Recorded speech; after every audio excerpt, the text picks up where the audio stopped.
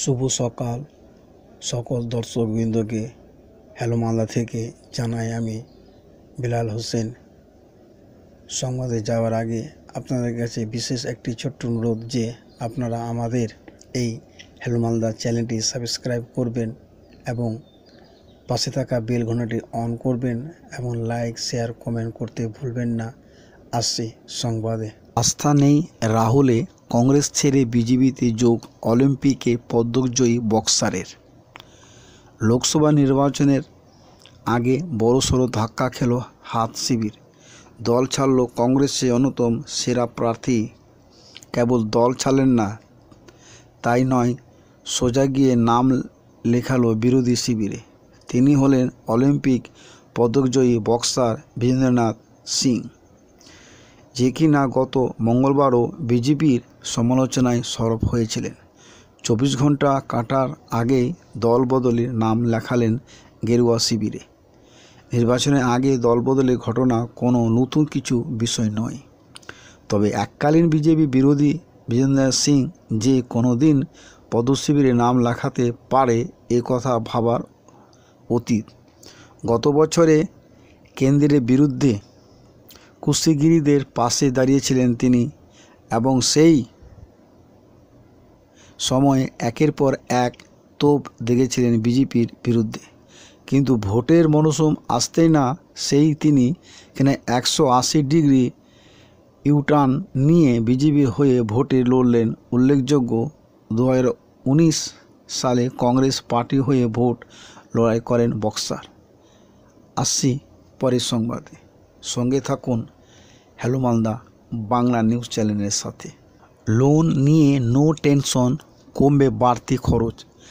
আম জনতাকে স্বস্তি দিয়ে বড়সড় ঘোষণা আরবিআই এর। অনেকেরই ইচ্ছা থাকে মনের মতো একটা বাড়ি তৈরি করার বা গাড়ি কেনার, তবে অনেক স্বপ্ন পূরণের ক্ষেত্রে অন্তরায় হয়ে দাঁড়ায় অর্থ। তাই অনেকেই ব্যাংক বা আর্থিক সংস্থার কাছে ঋণের জন্য আবেদন জানান, তবে সবসময় সেই শখ পূরণের জন্য ঋণ গ্রহণ করা হয় তা কিন্তু নয়। অনেক সময় বিভিন্ন বিপদে পড়েও মানুষ ঋণ নিয়ে থাকেন। ঋণ নেওয়া হলে সে ঋণের টাকা নির্দিষ্ট সময় অন্তর ইএমআই হিসাবে শোধ করতে হয়। কিন্তু এই ইএমআই প্রদানের ক্ষেত্রে বেশ কিছু নিয়ম চালু রয়েছে, যেগুলির ফলে অনেক সময় গ্রাহকদের অতিরিক্ত টাকা দিতে হয় অথবা বিভিন্ন সময়ে মুখোমুখি পড়তে হয়। তবে এবার গ্রাহকের কথা চিন্তা করে রিজার্ভ ব্যাঙ্ক অফ ইন্ডিয়া সেসব নিয়মে আনলো বদল। গত 1 এপ্রিল থেকে লোনের ইএমআই এর ক্ষেত্রে রিজার্ভ ব্যাঙ্ক বেশ কিছু নিয়ম বদল করা হয়েছে। নতুন নিয়ম অনুযায়ী গ্রাহক যদি কোনো মাসে ইএমআই দিতে না পারেন, তাহলে সেই ইএমআই উপর বসানো যাবে না সুদ। আসছি পরের সংবাদ নিয়ে। অনুব্রত চুনোপটি কীভাবে 133 কোটির মালিক হলেন শাহজাহান, সিনেমাকে টেক্কা দেবে সেই কাহিনী।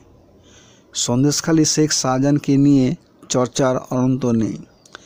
দাপুটে এই তৃণমূল নেতা কর্মকাণ্ডের কথা ইতিমধ্যে জেনে গিয়েছে রাজ্যবাসী। নারী নির্যাতন থেকে শুরু করে খুন, তার বিরুদ্ধে অভিযোগ রয়েছে ভুরি ভুরি। তবে এবার সামনে এসেছে তার বেআইনি আর্থিক লেনদেনের কথা, যা জানাজানি হওয়ার পরে রীতিমতো সরগোল পড়ে গিয়েছে রাজ্যে। কেউ কেউ তার তুলনা বীরভূমের তোপট্ট প্রতাপ নেতা অনুব্রত মণ্ডলের সঙ্গে করতে শুরু করেছে।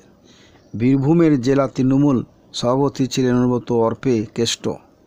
তার দাপটে বাঘের গরুতে এক ঘাটে জল খেত রাজনৈতিক পরিচয়ের দিক থেকে দেখা হলে সন্দেশখালীর নেতার সঙ্গে তার কোনো তুলনাই নেই।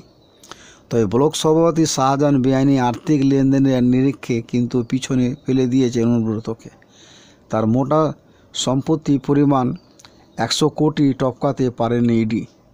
শুধু তাই নয়, এই সম্পত্তি করতে প্রায় 10 বছর সময় লেগেছিল কেষ্টর। অন্যদিকে শাহজাহান গত কয়েক বছরের মতো প্রায় 150 কোটির সাম্রাজ্য দাঁড় করিয়ে ফেললেন। এতক্ষণ ধরে হ্যালো মালদা থেকে বাংলা সংবাদ দেখার জন্য অসংখ্য ধন্যবাদ। সহ আপনারা সকলে সুস্থ থাকুন, ভালো থাকুন, আনন্দে থাকুন এই আশা কামনা করি অবশেষে সংবাদ আপাতত এখানে শেষ করা হলো।